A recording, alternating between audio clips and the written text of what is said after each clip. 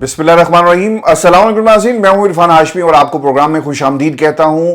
Programme शुरू करने से पहले मेरी तमाम दोस्तों से रिक्वेस्ट है कि इस चैनल को जरूर सब्सक्राइब कर लें और अल्लाह के हुक्म से और आप तमाम दोस्तों के ताउन से हमारा जो 500,000 का टारगेट है, इंशाल्लाह इसे हम बहुत जल्दी अचीव कर लेंगे। व्यूअर्स, आज की इस निशिस्त में 4 खबरों पर तफसील से हम बात करेंगे। पहली खबर, इमरान खान ने जेल में बैठकर अपने तमाम दुश्मनों को किस तरह पिछाड़ दिया है और इमरान खान की एक और इंतहाई अहम फतह और DGISI को इमरान खान ने क्या पैगाम दिया और एक इंतहाई अहम शख्सियत जेल पहुंची है, 1.5 घंटा इमरान खान से मुलाकात की, क्या पैगाम लेकर आए और क्या पैगाम लेकर गए। व्यूअर्स, इसकी तफसील भी आपके सामने रखेंगे। और फिर आज बिलावल जरदारी वकला से खिताब कर रहे थे। वकला के सवालात और जरदारी साहब के फर्जंद इन सवालात का किस तरह से जवाब देते रहे और पाकिस्तान पीपल्स पार्टी अब वकला को अंगेज करके किस तरह की सियासत करेगी और माजी के हवाले देकर ये कौम को किस तरह गुमराह कर रहे हैं, इसका भी एक मुकम्मल जायजा व्यूअर्स मैं आपके सामने रखूंगा। लेकिन व्यूअर्स, आज की इस नशिस्त के अंदर जो सबसे अहम खबर है वो है इमरान खान की जेल में गुफ्तगू। पाकिस्तान के मीडिया को कभी भी ये तौफीक नहीं होगी कि इमरान खान की तमाम बातों को वो अपने मीडिया चैनल्स पर चलाएं।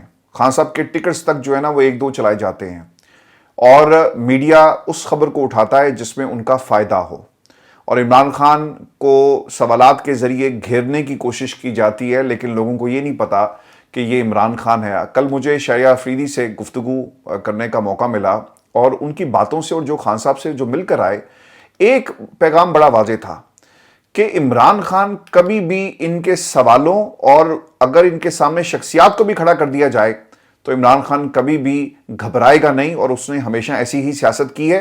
अब घबराने के दिन किसी और के शुरू हो चुके हैं। इमरान खान ना पहले घबराया और आज भी वो डट कर जेल के अंदर वो शख्सियत जो है वो खड़ी है जो पूरी कौम की आवाज़ है। व्यूअर्स, खान साहब ने जो गुफ्तगू की ये अमानतन मैं आपके सामने रख रहा हूँ। अलकादिर ट्रस्ट केस था, इसकी समात हुई और इमरान खान ये कहते हैं कि बदकिस्मती है कि DGISI की तैनाती की खबरें पाकिस्तान के हेडलाइंस में चलती हैं, दुनिया में कहीं भी फौजी अफसर की तैनाती पर खबरें नहीं छपती, ये सिर्फ हमारे मुल्क में होता है, हालांकि उनका सियासत में कोई किरदार नहीं। खान साहब, आप DGISI की बात कर रहे हैं। इस मुल्क के अंदर आपसे मंसूब जो सलमान रुश्दी वाली स्टेटमेंट थी और जिस तरह बरतानिया के अखबारात ने उसको पर्सोनीफाई करके लिखा, इनके अंदर तो इतनी हिम्मत नहीं थी कि एक ऐसे शख्स को जो गुस्ताखे रसूल है और आपका जो उसूली मौक़िफ़ था उसको हेडलाइन में लेते, लेकिन इन्होंने दीगर बातों को उनकी हेडलाइंस की जीनत हमने पाकिस्तान के अवाम ने बनते हुए देखा। बरतानिया के अंदर MI6 MI5 का कौन सरबराह, किसी को कुछ मालूम नहीं है। जब ताकत का बैलेंस सिर्फ एक तरफ होता है ना और लोग उस तरफ देखते हैं कि अब वहां से क्या फैसला आएगा और ये हमारा कल्चर बन चुका है, तो फिर फैसले और हेडलाइंस ऐसी ही होंगी जिसमें DGISI की तैनाती होगी, किसके कितने दिन रह गए, कौन कब जाएगा, कौन फेवरेट है, कौन आएगा। और फिर इसे आप जोड़ते हैं, पाकिस्तान के अंदर एक सिनेरियो ऐसा है कि हर तैनाती को जो ख़ास हलकों की हो, ताकतवर हलकों की, ये उन लोगों के केसेस के साथ उसका ऑटोमेटिकली एक रब्त जो है वो पैदा होता है। कोई इस पर बात करे या ना करे, लेकिन सवाल ज़रूर लोगों के जहन में आता है कि अब DGISI एक नया आ गए तो क्या वो कंटिन्यू करेंगे उन तमाम पॉलिसीज़ को जो पाकिस्तान तहरीक इंसाफ के हवाले से थी, या पुराने DGISI ने अपनी पहली मीडिया अपीयरेंस के अंदर कहा था कि आप लोगों को समझ नहीं आ रही कि अगले 15 साल तक यही सेटअप जो है वो कंटिन्यू करेगा। खान साहब ये भी कहते हैं कि जुमे को हमारा अपना एहतजाज है और हफ्ते को रावलपिंडी में जलसा करेंगे, जलसे की इजाज़त ना दी गई तो एहतजाज होगा। खान साहब ने लाहौर में भी ये कहा था और मैं बार बार इसी प्लेटफॉर्म पर पाकिस्तान तहरीक इंसाफ के तमाम सुनने वाले दोस्तों को और वो तमाम लोग जो मैदान में इमरान खान की आवाज़ पर लब्बैक कहते हैं, ये सबके लिए पैगाम है कि ये जलसे एहतजाज नहीं बल्कि इसे रेफरेंडम का नाम दें। आवाम सड़कों पर निकलती है ना तो वो रेफरेंडम होता है उस हुकूमत के खिलाफ, और रेफरेंडम के लिए किसी इजाज़त की ज़रूरत नहीं होती। इनकलाब आते हैं और लोगों को बहा कर ले जाते हैं, तो लिहाजा ये रेफरेंडम, जलसे, जुलूस, इसे बढ़कर तहरीक इंसाफ को सोचना होगा। ये रेफरेंडम है पाकिस्तान की आवाम का इस हुकूमत के खिलाफ। खान साहब ये भी कहते हैं कि मखसूस नशिस्तों के फैसले से सब वाज़ेह हो गया कि चीफ इलेक्शन कमिश्नर जानिबदार एम्पायर ही नहीं बल्कि उनकी टीम का ओपनर बल्लेबाज है। काजी फायजी ईसा दूसरे बल्लेबाज हैं, बल्कि सिर्फ वो रंगबाज भी हैं। आपने उन्हें बल्लेबाज का नाम दिया, वो रंगबाज भी हैं, क्योंकि आइन के नाम पर इस वक्त मुल्क के अंदर रंगबाजी की जा रही है। मैं आइन اور پاکستان کے کانسٹیٹیوشن اور قانون کا احترام کرتا ہوں، میں پاکستان کی عدالتوں کا احترام کرتا ہوں، لیکن میں کبھی بھی اس عدالت کا احترام نہیں کروں گا جو سہولت کار ہو۔ اور اب پاکستان کی عوام کو بھی یہ جو رنگ بازیاں اس ملک میں آئین کے ساتھ ہو رہی ہیں، آئین کے نام پر ہو رہی ہیں، اس پر خدا کے لیے آواز بلند کریں۔ اگر ایک شخص جس کا نام جسٹس منصور ہے وہ اس فسطائیت کے خلاف کھڑا ہو سکتا ہے، جسٹس منیب اختر اس فسطائیت اور اس کمیٹی میں بیٹھنے سے انکار کر سکتے ہیں، تو وہ جسٹ امیجن کریں، وہ ایک ہیں، آپ 24 کروڑ عوام ہیں، آپ کی ذمہ داری کیا ہے؟ اگر ایک شخص نظام کے آگے کھڑا ہو گیا تو جسٹ امیجن کریں 24 کروڑ عوام، اور اس کا ایک خاص پرپورشن بھی ہم خیالوں کا اور جو سمجھتے ہیں کہ آئین اور قانون کی بالادستی پاکستان کے اندر ہونی چاہیے، اگر وہ کھڑے ہو گئے تو انقلاب ضرور آئے گا۔ قاضی فائز عیسیٰ دوسرے بلے باز ہیں، ان کی تمام حرکات مفادات کا ٹکراؤ ہیں، یہ چاہتے ہیں کہ انہیں 2/3 اکثریت مل جائے اور امپائرز کو توسیع ملے۔ 4 امپائرز کا ذکر خان صاحب مسلسل کر رہے ہیں، اور بینیفیشری جسٹس قاضی فائز عیسیٰ بھی ہیں۔ ایک نئی وفاقی عدالت کی بات ہو رہی ہے اس ملک کے اندر، اور پھر الیکشن کمشنر معاملات کو طول کیوں دے رہا ہے؟ یہ بار بار کہتے ہیں نا کہ انٹرا پارٹی الیکشن کے اوپر جناب ابھی فیصلہ نہیں ہوا، تو کر دو فیصلہ، تاکہ پاکستان تحریک انصاف اگر تم اس انٹرا پارٹی الیکشن کو نہیں مانتے تو پی ٹی آئی دوبارہ انٹرا پارٹی الیکشن کروائے، لیکن فیصلہ کب ہوگا؟ جب سرکار کو ایکسٹینشن دے دی جائے گی۔ خان صاحب نے ایک اور بات کہی کہ سب کچھ بے نقاب ہو چکا۔ خان صاحب بے نقاب نہیں، یہ سب ننگے ہو چکے۔ واضح ہو گیا کہ قاضی فائز عیسیٰ لندن پلان کا حصہ تھا، اس نے قوم کے ساتھ فراڈ کیا۔ ہماری 9 مئی اور 8 فروری کی درخواستیں نہیں سنی، ہر حربے سے ہماری نشستوں کو کم کیا جا رہا ہے۔ قاضی فائز عیسیٰ نے ہماری 4 نشستیں کم کر دی، اور پھر تھرڈ امپائر ان کی پشت پر کھڑا ہے، اسے بھی توسیع دی جاتی ہے۔ یہ ایک گروپ ہے، الیکشن سے پی ٹی آئی کو باہر رکھنا اور پارٹی کو اڑا دینا ان کی کوشش تھی۔ ماتحت عدلیہ ان کے کنٹرول میں ہے، کنٹرول نہ ہونے والا جج تبدیل ہو جاتا ہے۔ آپ نے دیکھا ہوگا پاکستان میں جو 9 مئی کے واقعات پہ جن ججز نے فیصلے دیے، کیا ہوا؟ ان کو تبدیل کر دیا گیا، یا پھر بھائی لوگ ان کے پاس جا کر بیٹھ گئے اور انہیں اپنی وفاداریوں کو تبدیل کرنے کا جو درس دیا گیا۔ اب یہ درس ہی ہے جی، جب آپ کسی کی برین واشنگ کریں تو درس دیا جاتا ہے، کوئی اس کے سحر میں مبتلا ہو جاتا ہے، اور کبھی لوگ اس کے سحر میں مبتلا نہیں ہوتے بلکہ وہ بغاوت کرتے ہیں، وہ آواز بلند کرتے ہیں، تو پھر ان کو تبدیل کر دیا جاتا ہے۔ خان صاحب یہ بھی کہتے ہیں کہ زبردست ججز راستے میں آئے مگر انہیں ہٹا دیا گیا۔ اعجاز الاحسن اور مظاہر علی اکبر نقوی، قاضی فائز عیسیٰ نے ان کو باہر کیا۔ پروسیجر ایکٹ خود قاضی نے بنوایا اور پھر تبدیل کر دیا۔ وہ اس قانون سازی سے اپنی ڈکٹیٹرشپ قائم کرنا چاہتا ہے۔ جسٹس منصور علی شاہ کا موقف بالکل ٹھیک ہے۔ اور میں آپ کو مسلسل یہ بتاتا رہا کہ یہ ایک جج کی نہیں بلکہ ایک ڈکٹیٹر کی سپریم کورٹ ہے، جہاں سے فیصلے کچھ لوگوں کو رام کرنے کے لیے آتے ہیں، اور جسٹس قاضی مسلسل یہ سہولت کاری کا کردار ادا کر رہے ہیں۔ آج عمران خان کے بھی یہی الفاظ ہیں کہ یہ ایک ڈکٹیٹرشپ ہے جو قاضی نے اپنی عدالت میں قائم کر رکھی ہے۔ نواز شریف نے کیا کیا؟ سپریم کورٹ پر ڈنڈوں سے حملہ کیا، لیکن اب تک جتنے بھی سپریم کورٹ پر حملے ہوئے یہ سب سے بڑا حملہ ہے۔ یعنی آپ سپریم کورٹ کے وجود کو ختم کرنے جا رہے ہیں۔ جمعرات کو جی خان صاحب نے یہ بھی اس ملاقات کے اندر بتایا کہ ایک احتجاج ہو رہا ہے، اور اب پاکستان کی عوام نے یہ فیصلہ کرنا ہے، پاکستان کی وکلا برادری نے یہ فیصلہ کرنا ہے کہ آئینی عدالت کے ذریعے اس ملک کو مزید کمزور کیا جائے گا، اور اس حکومت کو آپ سپورٹ کریں گے یا پھر آپ پاکستان کی عوام کو سپورٹ کریں گے۔ خان صاحب یہ بھی کہتے ہیں کہ پاکستان مکمل طور پر پولیس اسٹیٹ بن چکا، یہ وہ ماشاء اللہ ہے جو ضیاء اور مشرف کے ماشاء اللہ سے بھی سخت ہے۔ مشرف کے دور میں بڑے بڑے جلسے کیے، لیکن کبھی ہمارے ساتھ ایسا نہیں ہوا۔ اور پاکستان تحریک انصاف اب 2 جلسے جو کرنے جا رہی ہے، ایک راولپنڈی کے اندر اور دوسرا جو جلسہ ہے وہ لاہور میں دوبارہ NOC مانگا گیا ہے۔ اگر جلسے کی اجازت نہیں ملتی تو obviously احتجاج ہوگا، اور اب پاکستان تحریک انصاف احتجاجی سیاست کی طرف بڑھ رہی ہے۔ ویورز، اس سے پہلے علی بن گنڈا پور اور 300 افراد کے اوپر مقدمہ درج کیا گیا جس میں دہشت گردی کی دفعات ہیں، اور اس کے ساتھ ساتھ جو کیس بنایا گیا علی بن گنڈا پور پہ کہ انہوں نے حملہ کیا ہے پولیس کے لوگوں کے اوپر، اور پھر یہ بھی کہا گیا کہ گاڑیوں کو آگ لگانا چاہتے تھے۔ اب اس قسم کے مقدمات آپ ہر روز بنتے ہوئے پنجاب پولیس کی طرف سے دیکھیں گے، اور یہ اب آرڈر آف دا ڈے ہے پاکستان تحریک انصاف کے خلاف۔ اب یہ جو ملاقات ہوئی علی بن گنڈا پور کی خان صاحب سے، 1.5 گھنٹہ یہ ملاقات ہوئی ہے جی، اور علی امین گنڈاپور کی جو اہمیت ہے پوری پاکستان تحریک انصاف میں اس وقت سب سے زیادہ آپ کو نظر آئے گی۔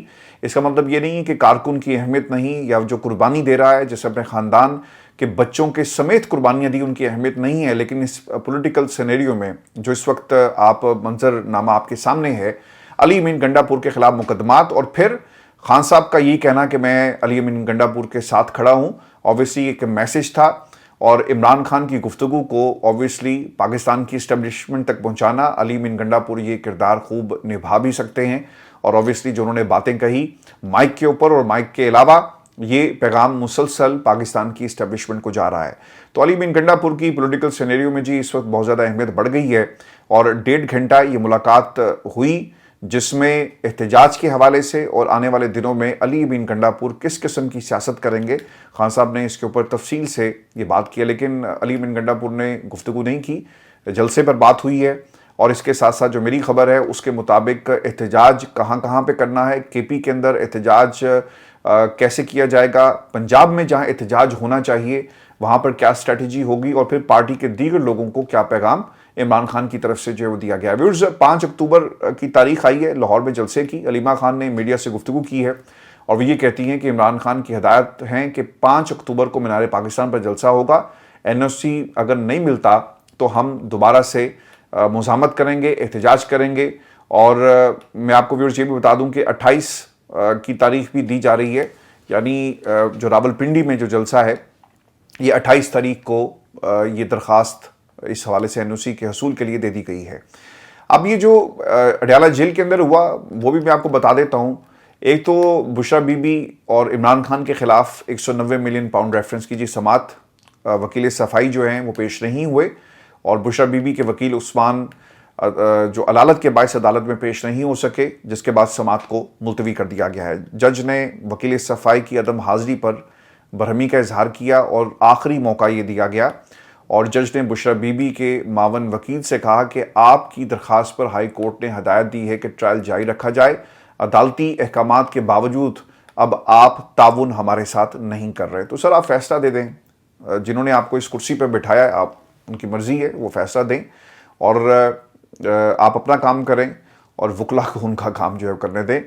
پاکستان کے اندر یہ جتنے بھی ٹرائل کورٹ کے ججز ہیں نا ویورز، آپ اس کی تاریخ کو اٹھا کر دیکھیں، یہ کبھی بھی عمران خان کے حق میں فیصلہ نہیں دیں گے، چونکہ انہیں کنٹرول کرنا نا سب سے آسان ہوتا ہے، چونکہ ماڑے جج ہیں جی، کسی کا کوئی بیک گراؤنڈ اتنا مضبوط نہیں ہے، اور پاکستان کے طاقتور حلقے ہوں، پاکستان کی حکومت ہو، کہیں نہ کہیں ان کی کوئی نہ کوئی فائل پھنسی ہوگی جس کی بنیاد پر آپ ان سے جیسا مرضی فیصلہ جو ہے وہ لے سکتے ہیں۔ اور پھر ایک بات آپ نے یہ بھی یاد رکھنی ہے، ان کی تنخواہیں کوئی اتنی زیادہ نہیں ہوتی، مراد کچھ اتنی زیادہ ہینڈسم نہیں ہے کہ جس کی بنیاد کے اوپر یہ کہیں کہ ہم آئین اور قانون کے ساتھ کھڑے ہیں، تو دیگر ان کے سامنے اپنا کریئر بھی ہوتا ہے۔ اگر آج آپ ان کی خدمت کریں گے تو کل ان کی خدمت بھی ہوگی اور انہیں عہدے دے کر نوازا جائے گا، اور پھر ان کی ایک کریڈیبلٹی بھی بن جاتی ہے طاقتوں کے سامنے کہ یار یہ ہماری بات سنتا ہے لہٰذا اس کو نوازا جائے، اور ہم جو کہیں گے یہ اندھا دھن فیصلے کرے گا۔ تو یہ چیز بھی ان ٹرائل کورٹ کے ججز کے سامنے ہوتی ہے۔ اگر یہ غیرت مند ہوتے اور آئین اور قانون کے مطابق فیصلے کرتے نا تو پھر یہ کرسی پہ نہ ہوتے، ان کا بھی تبادلہ کر دیا جاتا، پھر کسی اور کی تلاش کی جاتی۔ ویورز آج پاکستان کے اندر بلاول زرداری صاحب نا اب ایک نیا کھیل کھیل رہے ہیں۔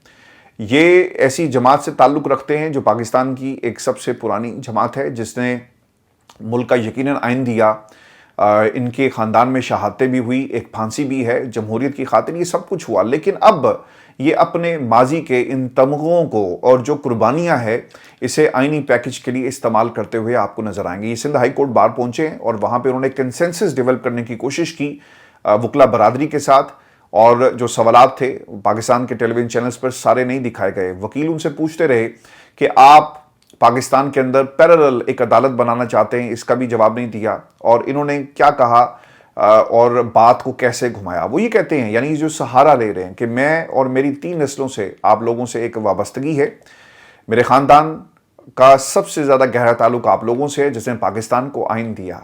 ہم نے آمروں کا دور بھی دیکھا جس میں ججز آئین کو قدغن لگاتے تھے، پھر ایک نہتی لڑکی نکلی جس نے ان آمروں کا سامنا کیا۔ یہ قربانی پاکستان کے اندر جنرل ضیاء کی آمریت کے خلاف تو دی گئی، پھر اس کے بعد مشرف صاحب نے جو کچھ کیا وہ بھی اس ملک کے سامنے ہے، آپ اسے بطور آئینی پیکج دلیل کے طور پہ استعمال نہیں کر سکتے کہ میری ماں شہید ہو گئی جمہوریت کی خاطر، یا انہیں شہید کر دیا گیا، جان کو قربان کیا، یا میرے نانا جو تھے وہ پھانسی پر انہیں لٹکا دیا گیا۔ یہ دلیل نہیں ہے اس ملک کے اندر آئینی پیکج لانے کی۔ آپ یہ باتیں کسی کتاب میں تو لکھ سکتے ہیں، آپ یہ باتیں پاکستان کی عوام کو بتا بھی سکتے ہیں، لیکن دلیل کے طور پر آئینی پیکج کے لیے استعمال نہیں کر سکتے۔ پھر وہ یہ کہتے ہیں کہ 30 سال جدوجہد کی اور 73 کی آئین کی بحالی میں کردار ادا کیا۔ ہماری پیشیاں سندھ ہائی کورٹ میں ہوتی ہیں، لاہور ہائی کورٹ میں لگتی رہی۔ آپ لوگ تو اتنے کرپٹ ہو کہ آپ پر تو توہین عدالت اور آئین لاگو نہیں ہوتا۔ اب یہ کس سینیریو میں بات کی ہے یہ زیادہ کلیئر نہیں ہو سکی، چونکہ ان کی باتیں مبہم ہی تھی زیادہ۔ لیکن اگر یہ کہہ رہے ہیں کہ 11 برس انہیں آصف علی زرداری صاحب کی پیشیاں اور جس کا وہ ذکر کر رہے ہیں، تو سرکار ان کے پر کرپشن کے الزامات تھے۔ اور پھر انٹرسٹنگ بات یہ ہے کہ جب بھی ان کا دور آتا ہے نا، یہ ڈیل کر لیتے ہیں، اور ڈیل کس سے ہوتی ہے؟ عامر کے ساتھ، اور سارے کیسز جو ہیں وہ ایک دم سے ایک جھٹکے میں ختم ہو جاتے ہیں۔ جنرل باجوہ بھی یہی کرتے رہے، وہ کیسز کو ان کے حتمی انجام تک پہنچاتے نہیں ہیں۔ اگر وہ کیسز آج پاکستان کی کسی کرپٹ عدالت کے سامنے بھی جاتے نا، تو ثبوت اتنے تھے، چاہے وہ یہ خاندان ہو یا ہاؤس آف شریف، وہ کیسز کبھی بھی انہیں ٹوکری میں نہیں ڈالا جا سکتا ردی کی، ان کو ان کا منطقی انجام ملنا تھا۔ لیکن کیا ہوا؟ عامر کنٹرول کرتا ہے طوطے کی، کسی بھی شخص کی جو جان ہے وہ کسی طوطے میں ہوتی ہے نا، تو طوطے کی گردن مروڑے تو اس کی بھی چیخیں نکلتی ہیں، تو اس کو بطور بارگیننگ چپ ہمیشہ عامر نے استعمال کیا۔ پھر بلاول یہ بھی کہتے ہیں کہ 11.5 سال جھوٹے کیسز میں ایک شخص کو جیل میں رکھا تاکہ ایک نہتی لڑکی کو بلیک میل کر سکے۔ ہم نے دیکھا کہ انصاف دلوانے والے ادارے نے کس طرح انصاف کا قتل کیا۔ ہمارے انصاف کے اداروں نے عامروں کو ایسا کرنے کی دعوت دی۔ افتخار چودھری جب انقلابی نہیں تھا، اس وقت بے نظیر نے یہ سوچا آئینی عدالت بنے گی اور جوڈیشل ریفارمز ہوں گے۔ سارے کالے قانون عامر لے کر آئے، جسے ہم نے ہی ختم کروایا۔ اور پھر ویورز انہوں نے نا ایک بہت ہی دلچسپ ایک اینگل سے یہ آئینی پیکج کے حوالے سے گفتگو کی۔ وہ یہ کہتے ہیں کہ جب آئین کو کاغذ کا ٹکڑا سمجھا جائے گا تو پھر عامروں کی سوچ سامنے آ جاتی ہے۔ سرکار، اس ملک کے اندر اس وقت کیا ہو رہا ہے؟ بلاول شاید چھوٹے سے دودھ پیتے ہوئے بچے ہیں جنہیں یہ نہیں معلوم کہ جب انہیں کانسٹیٹیوشن ایونیو کے اوپر ایک بلڈنگ میں بلا کر اور جو ان کے ساتھ سلوک کیا گیا وہ کیا تھا۔ قوم سے یہ بھی سچ بولے نا کہ کون آپ کو بتاتا ہے کہ بیٹا کیسے بولنا ہے، کیسے بڑوں کے سامنے کھڑے ہو کر آپ بات کریں گے، آداب کیا ہیں، سچ کو کیسے آپ نے اگلنا نہیں بلکہ نگلنا ہے۔ تو بلاول یہ جو آج باتیں کر رہے ہیں، اور پھر انہیں وہ کیا کہا یہ بھی بڑا انٹرسٹنگ ہے کہ باہر کے ملکوں میں جج کی تعیناتی ہوتی ہے تو پارلیمان کے سامنے ہوتی ہے۔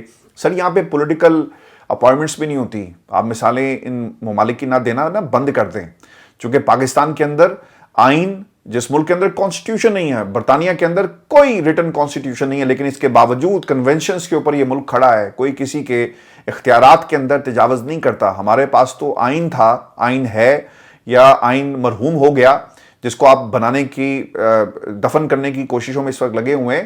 تو ایسے ملک میں جہاں آئین نہیں ہے وہاں پہ آپ کو کوئی غیر آئینی کام ہوتا ہوا نظر نہیں آئے گا، اور آپ مثالیں اس ملک کی دیتے ہیں۔ اس ملک کی مثالیں دینا بند کر دو، کیونکہ تم پاکستان کی عوام کو وہ کچھ نہیں دے سکتے جو یہاں کے ممالک اور یہاں کی حکومتیں عام آدمی کو دیتی ہیں۔ باہر کے ملکوں میں جب انٹرویوز ہوتے ہیں تو وہ انٹرویوز جیو اور ARY کی طرح نہیں ہوتے۔ قانون سازی عدالت کے ذریعے نہیں بن سکتی۔ آپ نے اس کیس کا سنا، 2 بھائیوں کے قتل کے جرم میں سزائے موت دی گئی، بعد میں پتہ چلا کہ وہ بے قصور تھا۔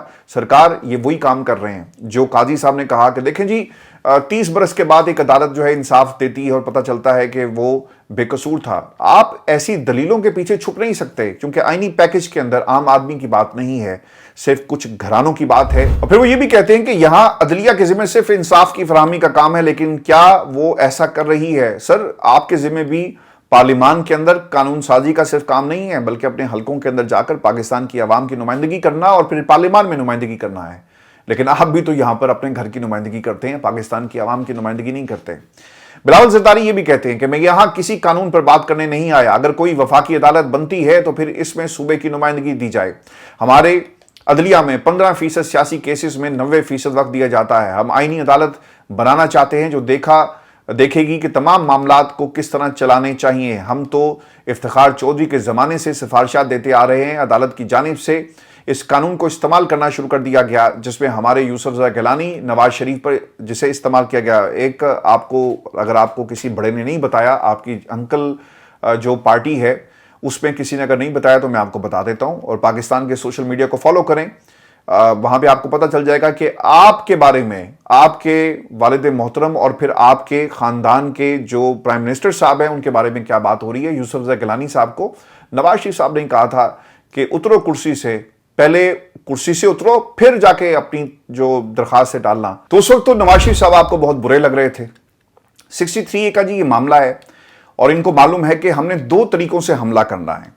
ایک تو آئینی پیکج لا کر جو کسی کی خواہش ہے اسے ایکسٹینشن دے دی جائے, اور پھر اس کے ساتھ ساتھ اگر معاملہ اس طرح سے بھی آگے نہ بڑھ سکا تو پھر ہم ایک اور کام یہ کریں گے کہ 63A کے فیصلے کے اوپر ہم ایک سیاست کریں اور پھر اس کے اوپر ایک مرضی کا بینچ بنوا کر مرضی کا فیصلہ لیا جائے, یعنی ہارس ٹریڈنگ ہوگی. اب وہ یہ کہتے ہیں کہ جی 63A کا فیصلہ لکھا تھا, کیا کسی نے وہ پڑھا؟ عدالت نے اختیار اپنے پاس لے لیا کہ وہ آئین میں ترمیم کر سکتے ہیں. سرکار مسئلہ یہاں پہ 63A کی ڈیفینیشن کا بڑا سادہ سا ہے, اور جو آپ ججز کی خالی اسامیوں کے حوالے سے بات کر رہے ہیں, ٹھیک ہے آپ کا کام ہے آپ کریں, لیکن پاکستان کے اندر کیا عدالت اس وقت انٹروین نہیں کرے گی جب آپ ایک غیر قانونی کام کریں گے اور آپ یہ کہیں کہ کسی کی وفاداریاں تبدیل ہوں تو اس میں عدالت رکاوٹ نہیں ڈال سکتی. تحریک انصاف کے نام پر ووٹ پڑا نا, تو آج عدالت بھی کہہ رہی ہے کہ یہ سارے کے سارے لوگ جو ہیں وہ تحریک انصاف کے ہیں. کسی نے یہ نہیں کہا کہ یہ عدالت نہیں سمجھتی کہ یہ تحریک انصاف کا ووٹر نہیں تھا یا ووٹ بینک نہیں تھا, لہٰذا تمام نمائندگان جنہوں نے تحریک انصاف کے نام پر ووٹ حاصل کیے ارکان نے, آپ ان کو جو پارٹی افیلیشن ہے ان کے حوالے کریں. جب آپ 63A کے معاملے کے اوپر ووٹ کسی اور جماعت کو کسی اور کے نام پر پڑے, کسی اور کی جھولی میں ڈالیں گے تو پھر یہ امانت میں خیانت ہے. یہ کوئی آئینی پیکج جس کو آپ کہہ رہے ہیں نا کہ ہم نے قربانیاں دی, یہ بڑی بڑی سٹیٹمنٹس اور فینسی سٹیٹمنٹس کے ذریعے پاکستان کی عوام کو اور عدالتوں کو جو ہے وہ اوبویسلی جھکانے کی کوشش کر رہے ہیں. اور ویوز یہ سازش جو ہے یہ اس وقت پاکستان کے اندر ہو رہی ہے. اب وہ یہ کہہ رہے ہیں کہ ہم آئینی عدالت جو ہے بنا کر رہیں گے اور ہمیں کچھ بھی کرنا پڑا ہم کریں گے. سر پہلے تو آپ یہ بھی دیکھ رہے ہیں کہ اس وقت ماحول اور آئینی نمبرز آپ کے پاس کتنے ہیں, اور پھر جو بلاول ایک اور بات بھی کہی نا کہ جو لوگ رات کے اندھیرے میں کام کرتے ہیں وہ عوام کے سوالوں کا جواب نہیں دیتے. آپ بھی نہیں دے رہے, آپ نے بھی پاکستان کی عوام کے سوالوں کا جواب نہیں دیا کہ یہ فلور کراسنگ والا جو معاملہ ہے یہ اصل میں ہے کیا. اگر کسی ممبر کو فلور کراسنگ نہیں کرنے دی جائے گی تو پھر یہ جمہوریت کیسے ہو سکتی ہے؟ یعنی پاکستان تحریک انصاف کے نام پر ووٹ پڑے اور آپ وہ ووٹ اٹھا کر ڈال دیں کس کو؟ زرداری صاحب کو, بلاول زرداری کو, نواز شریف کو, شہباز شریف کو اور دیگر لوگوں کو, جہاں پاکستان کی اسٹیبلشمنٹ آپ کو کہے. یہ ووٹ جو ہے نا پاکستان کی عوام نے ایک لیڈر کو دیا, ایک کسی پارٹی کے رکن کو دیا, تو پھر آپ عوام سے پوچھیں نا جنہوں نے ووٹ دیا, جن کی امانت لے کر وہ پارلیمان میں جاتا ہے. ممبر اسمبلی خود کچھ نہیں ہوتا, وہ اصل میں نمائندگی کر رہا ہوتا ہے. آپ اسے فلور کراسنگ کو جسٹیفائی کریں, یعنی یہ ایک وکری ٹائپ کی نا ایک انہوں نے منطق آج پیش کی کہ فلور کراسنگ جو ہے وہ ایک طرح سے جمہوریت کا حسن ہے. واہ, میں صدقے جاؤں بلاول زرداری اور ان کی اس جمہوریت کے اوپر. پاکستان کے اندر ہمیں ایسے ہی لیڈرز کی ضرورت ہے جو روزانہ پاکستان کے آئین کا قتل کریں اور پھر اس کے اوپر مسکرائیں اور کہیں کہ جناب دیکھیں یہ فلور کراسنگ نہیں ہے بلکہ جمہوریت کا حسن ہے کہ ووٹ کسی کو پڑے اور وہ ووٹ جو ہے پاکستان کی عوام کی جو امانت ہے اس میں خیانت آپ کروائیں اور بندوق کے زور پر یہ خیانت جو ہے وہ کروائی جائے. محفوظ آپ کو آخر میں یہ خبر بھی دے دوں کہ سینیٹر عرفان صدیقی صاحب, میں بات نہیں کرنا چاہتا تھا لیکن ان کا ایک بیان سامنے آیا اور وہ یہ کہتے ہیں, جو انہوں نے BBC کو گفتگو کرتے ہوئے کہا کہ ایسی پارٹی کو ریلیف دیا گیا جو نہ مخصوص نشستوں کا تقاضا لے کر الیکشن کمیشن گئی اور نہ سپریم کورٹ گئی اور نہ ہی کسی ہائی کورٹ گئی. انہوں نے سپریم کورٹ ججز کو مخاطب کرتے ہوئے کہا کہ اس فیصلے کے خلاف ہماری اور پیپلز پارٹی کی نظر ثانی کی اپیلیں عدالت کے سامنے زیر التوا ہیں, تو ہم کیسے اس فیصلے پر عمل درآمد کر سکتے ہیں؟ عرفان صدیقی یہ بھی کہتے ہیں کہ معاملہ پارلیمنٹ لے جانے کا بھی اشارہ انہوں نے ایک طرح سے دیا، اور انہوں نے کہا کہ اب یہ معاملہ پارلیمنٹ دیکھے گی کہ کہیں آئین اور قانون کی منافی تو نہیں، اور پھر فیصلہ کرے گی، کیونکہ ہم یہ نہیں کر سکتے کہ صرف ایک بات اس لیے مان لیں کہ 8 ججوں نے کہا۔ اس کے بعد عرفان صدیقی صاحب نے ٹویٹ بھی کیا، اور اس میں انہوں نے ایک سخت زبان استعمال کرتے ہوئے کہا اور لکھا کہ 8 رکنی عدالتی فیصلے نے نہایت سنگین سوال کھڑا کر دیا کہ اگر کوئی فیصلے آئین کی واضح دو ٹوک اور غیر محبت شکوں کو نظر انداز کر دے یا انہیں مسخ کر دے، اپنی مرضی کا آئین لکھ کر اپنی مرضی کے نتائج اخذ کرے، تو آئین اور قانون بنانے اور اس کی تحفظ کی قسم کھانے والی پارلیمنٹ کیا رہ جائے گی؟ سر، پارلیمنٹ نے قسم اگر کھائی ہے اس آئین اور اس کاغذ کے ٹکڑے کی، تو پھر اس میں پاکستان کی عوام کو بھی آپ مائنس نہیں کر سکتے۔ آج آپ جو بول رہے ہیں نا، اور جو آپ کے پاس اختیار ہے اور جو آپ کے پاس حکومت ہے، وہ میرے ٹیکس پیئر کے پیسے سے آپ کو یہ حکومت جو ہے وہ ملی، پاکستان کی عوام کے پیسے سے یہ حکومت، اور یہ جس پارلیمنٹ میں آپ روزانہ بیٹھ کر آئین پر حملے کرواتے ہیں اور کرتے ہیں، یہ اس عوام کے پیسے سے پارلیمنٹ بنی۔ اگر اس عوام کو ہی ریلیف نہیں ملے گا تو پھر اس سپریم کورٹ کا اور اس پارلیمنٹ کا اور اس نظام کا کوئی فائدہ نہیں ہے، جس کو آپ مائنس کرنے پر تلے ہوئے ہیں اور جمہوریت کا نام دیتے ہیں کہ جی ری رائٹ کر دیا گیا۔ یار، ان حلقے کے لوگوں کی نمائندگی کون کر رہا ہے؟ سیاسی جماعتیں۔ اور جب آپ میں بار بار یہ بات کر رہا ہوں، جب آپ ووٹ اٹھا کر فلور کراسنگ کے نام پر اور تشریح کے نام پر آپ کسی اور کی جھولی میں ڈالیں گے تو پھر یہ امانت میں خیانت ہوتی ہے، یہ جمہوریت نہیں ہے۔ ورجی آج کی نشست تھی، اپنے کمنٹس بھیجیے گا، اگلی ویڈیو میں آپ سے جلد ملاقات ہوگی۔ اجازت دیجیے، اللہ نگہبان۔